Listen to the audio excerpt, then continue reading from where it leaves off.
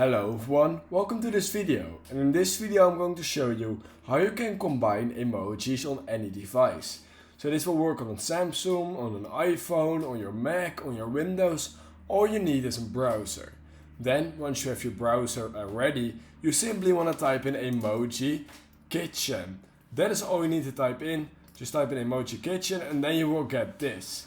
You will get this get cooking button right here, so make sure to click on it. We can see that this is actually created by Google because you don't need to go to any website. It's actually a built-in feature in Google, which is really cool in my opinion. And then here you have some things you can do. You can have a clear all button, you have a randomize button, and you also have two randomize buttons right here. For example, I want to combine this heart emoji with a wave.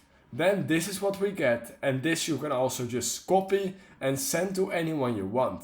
So yeah, this is how you can customize and combine emojis on any device. It's actually pretty cool and there's so many combinations which I really like. So yeah, I hope you guys learned something from this video. If you did, then please consider liking this video, subscribing to my channel, and I hope I will see you in my next YouTube tutorial video.